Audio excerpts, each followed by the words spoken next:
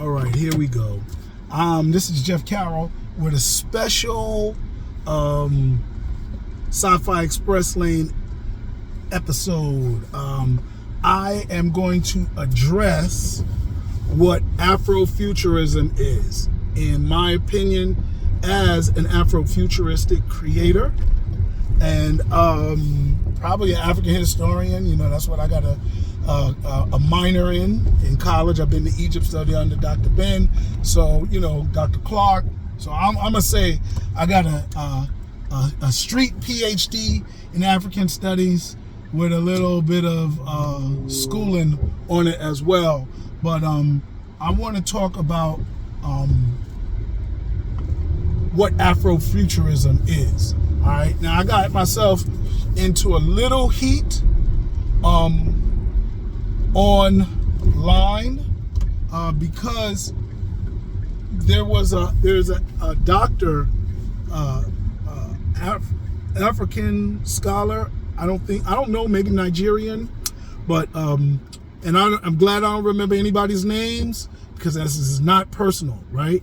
But he had put up a definition of Afrofuturism, and ever since I met the gentleman who coined the term Afrofuturism, I had a problem with it. Now, let me go back. I'm a Pan-Africanist. You know, I learned from the same people that Dr. Umar learned from. I used to represent Dr. Francis Cress Wilson, Professor James Small, and Dr. Leonard Jeffries are my mentors, right? And I went to Egypt with Dr. Ben. So this is my grandfather in the knowledge bank. But that's the tree that I come from, the Dr. Clark, Dr. Ben tree, right? So when I heard the term Eurocentrism, right, I had no problem with it. I understood this, the Europeans' worldview. Then they came out with Afrocentrism. And I love Malefi Asante. I served on the board of the African Heritage Studies Association with him. Shout out to Tawana Thomas and Krumah. We were two students on it, and I'm name dropping because you come at me, this is what's going to happen. So I had a problem with Afrocentricity. I get it, we wore afros, but it's not called Africa. It is called Europea, Europe, right? It's not called Africa. So I had a problem with the Afro. So I said we should call it Afrocentrism. And we started changing it, and it's still a little shift, but that was my thing. And I was a student, and I didn't voice my concerns big, but I'm 58 years old now. I'm older than Dr. Jeffries when I met Dr. Jeffries, okay? So anyway, I reserve my right. Anyway, when it comes to Afrofuturism, there's two things. One, I'll accept the name Afrofuturism because we're Afro-Americans, I guess. Whatever, ludicrous shout out. But I do not accept the definition that they give. I think the definition, or what they give as a definition, is a description. And there's a difference between a description and a definition. And I reserve my right as a scholar, right? But more so as a creator of the genre to offer my definition. Mind you, I'm down with scholars. They can tell us what Bob Marley did, but I'm going to also listen to what Bob Marley said he did. So it's one thing to write about artists and write about art, but when you're a creator of the art, you have a different opinion, and that opinion has a different weight than scholars. I ain't gonna say one is right, one is wrong. I just say they're different. But when it comes to Afrofuturism, to describe it aesthetically is a description. When I offered my definition of it being a futuristic speculation coming from the minds of an African American or an African, when I say African, I'm saying sub-Saharan African.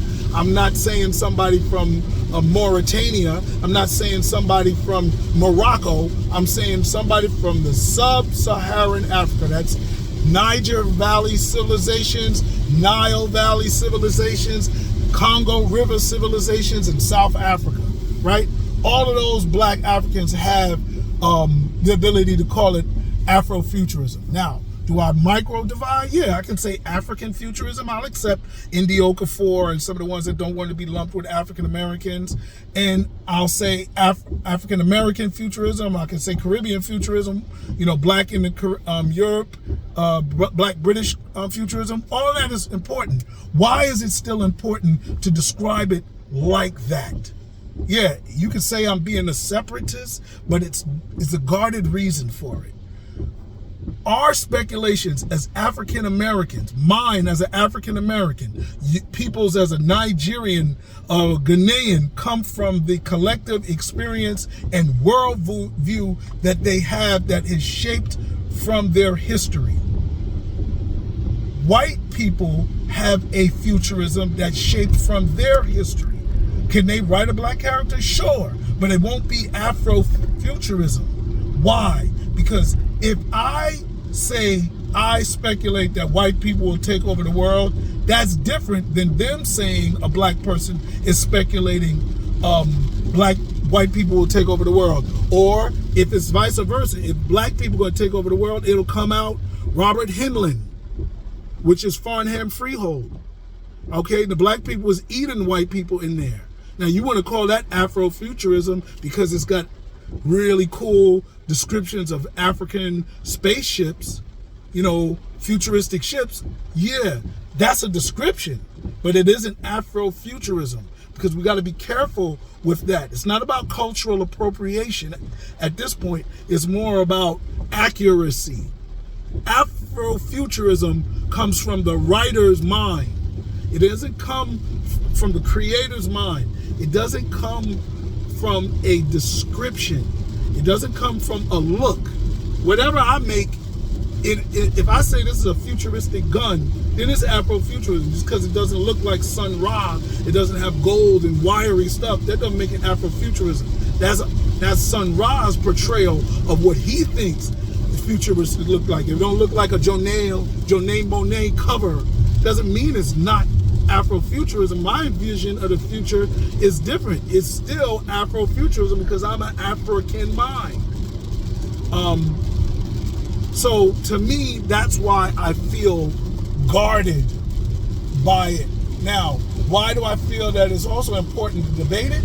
Is because I understand as an African American, European Americans, and probably Europeans in total, have loved to not only cultural appropriate, straight steal from other cultures.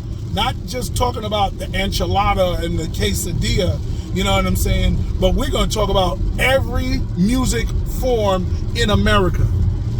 They don't say country music is a black music form. They don't say that jazz is a black music. They like say jazz, but it's a black music form. We created this. It's blacker than hip hop. You understand? The blues, all that stuff. Why? Because they want to be able to call themselves blues singers. They want to be able to own it. These people not only impersonated us, they stole our songs. They steal our culture. So in time for us to footnote our culture, I'm not being an angry black man. I'm not even angry. I'm just realistic. Yo, we got to protect our stuff.